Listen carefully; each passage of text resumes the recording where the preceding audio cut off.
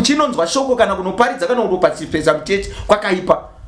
But kuva mwana waMwari kunouya nekutenda mumwana komana wake. Kune different yokujoina kakujoina kungova church member kana kungova a congregation member. Ndosaka muchiona tikasasa pana John 3 wataverenga kumavhesi ari kumashure.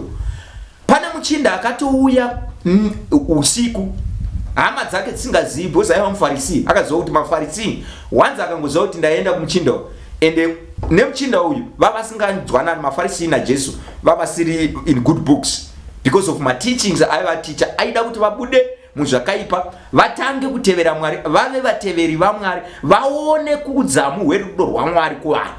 But maFarisis angasingatende zvese izvozvo. Saka Nicodemus akabatwa nezvaaiona mwanakomana waMwari paakauya ari panyika during the 3 years dzakararama ari panyika, Jesu achiparidza achiita minana, because pese paakanga achifamba aiteverwa neminana. Minana iyi yanga isingangoitirwe kungoti ingove minana chete. Ngatarisei paakasvinudza bofu. Pane Jesu paakazvintroduce achiti I am the light of the world, ndiri chiedza chenyika. Zorevei nedemonstration paai restore the sight yemablinds, aitotaridza kuti I am the light. Ngatitarisei John chapter number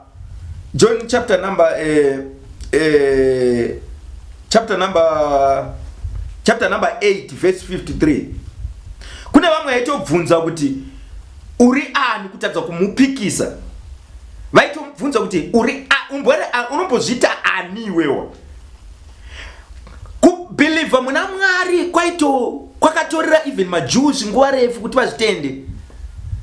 Ende vaitorwisa nyaya yerudo irwo rwaMwari. Nde mafamily members ake Jesu. Nokuti Jesu aitove muJudha, akatozvarwa akatomborarama futi mumacustoms echiJews. Pese paairarama achita minana achita zvese akararama nemacustoms echiJews. But chaaida kuvabuditsa mutradition kuti vatange kuona kuti Mwari ari serious zvakadii pamusoro perudo rwake. Saka pese paita minana paya pakafita the 5,000 ne 2 fish and 5 loaves of bread. Aiti ndini chingwa cheupenyu. Kura kuti upenyu chaiwo tinowana muna Christ. Upenyu chaiwo kana tichida upenyu eternal life tinoiwana muna Jesus Christ. Pasina Jesus Christ atigona kuva neupenyu. Tinogona kuzvinyebera tigozviudza kuti tinonamata. But kana tikatiza reality tinopedzesera tava mahypocrites. Kune vanhu vari mumachechi, ndikutaurira munhu wese kune ari kuenda kuchechi asati ava mwanakomana waMwari. Ndataura nauya Nicodemus. Nicodemus akagara muchechi aitova a teacher of the law. Aitodzidzisa mutemo. Aitova a tither, aipa abvisa futi chegumi. Kune vanhu vanofungidzira kuti pamwe Mwari anotengwa nemari dzatinobvisa mumachechisi.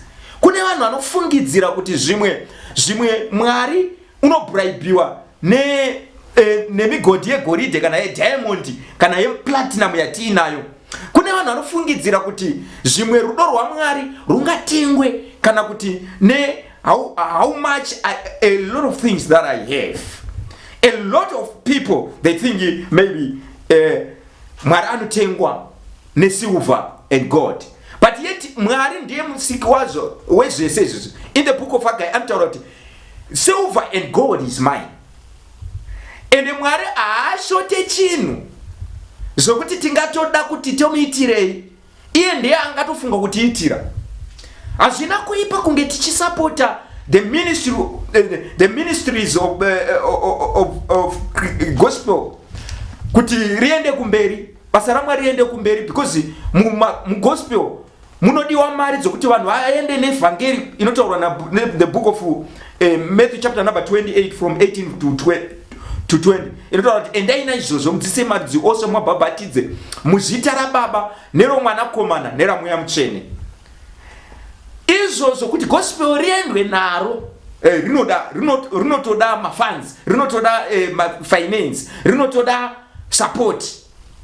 even during the time yana Apostle Paul vaitosika kuti itai fundraising, tiri kuda kubatsira nzvimbo yakati neyakati kuti basa raMwari rienderere kumberi koko. So kana pfuma yedu ukaona isakwanise kuti rudo rwaMwari runozikanwa nemunhu wese, tatorasika.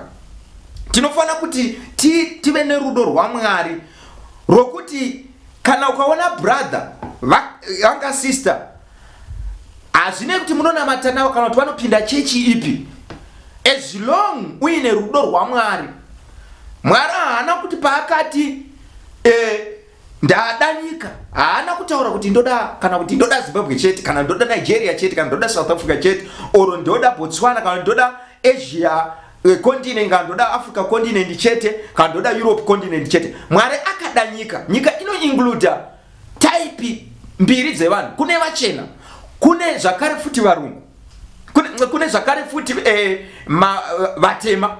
Inyika muchechi medu gospel chairo love chairo yaMwari inofana kuwanikwa ne the humankind. Katutesa pa level rokuparidzwa kwa Mwari, munhu wese anofana kusvikirwa the word of God kuitira kuti pa judgment day azopa reason yokuti saka ine mondikanda okugehena here hatina kunge bengetanidzwa kuti richiparidzwa.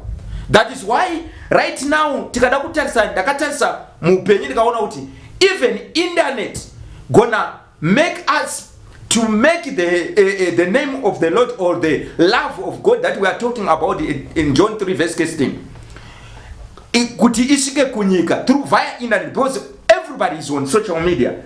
And when gospel said and I naizvozvo mudzidzise marudzi ose on social media, there is no race or there is no tongue that you cannot find on social media. So it's also another way where God speaks also.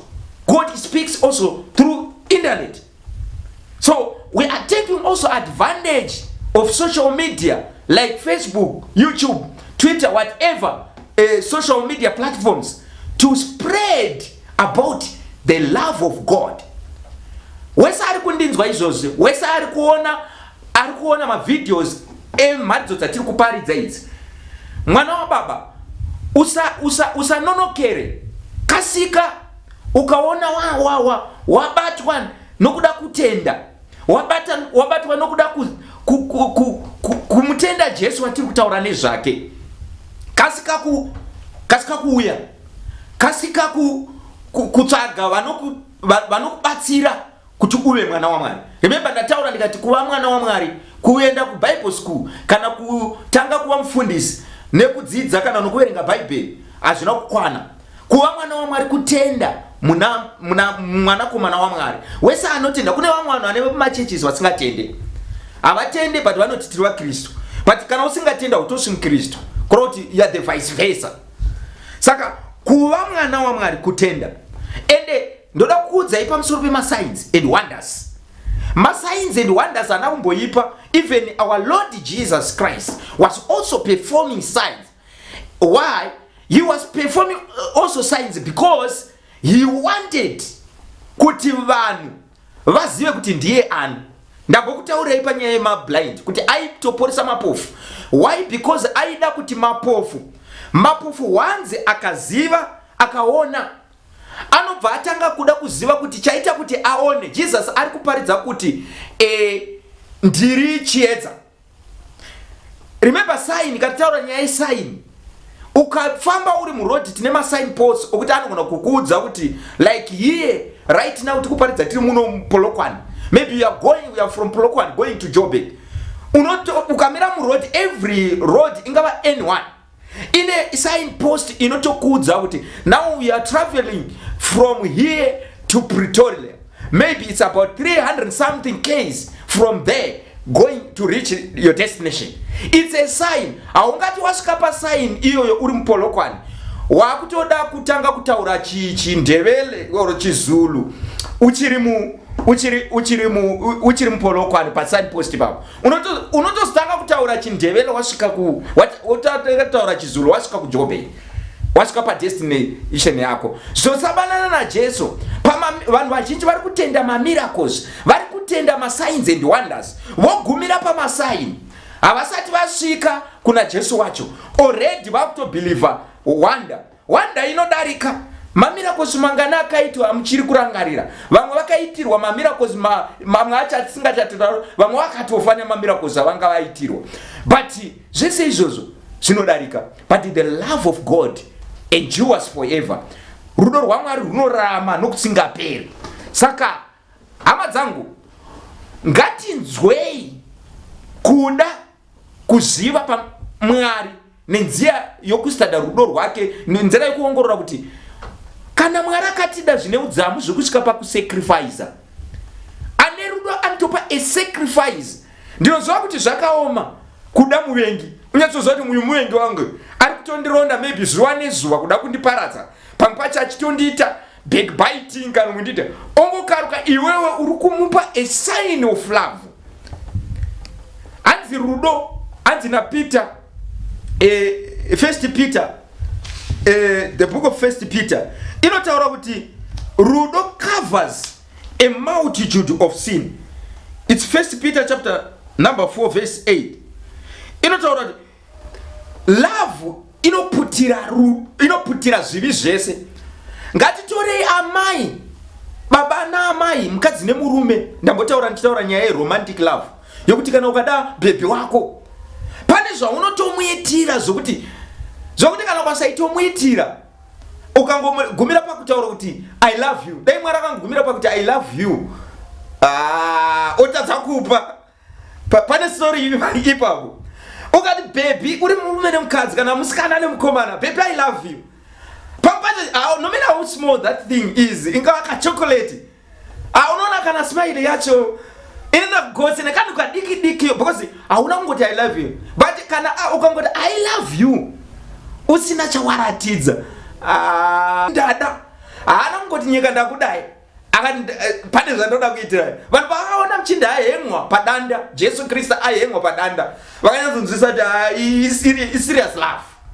So vanhu vazhinji hatigone kunzwisisa. No, tine issue izvezvi zvikatasa. If ndivisise, it's the last month, we are in December ya 2022 going to 2023. A lot of people vari kuzvispoila. Vamwe vabereki vane vana 8, but pavana 8 vari kutadza kusapota vabereki 2, baba naamai vavo.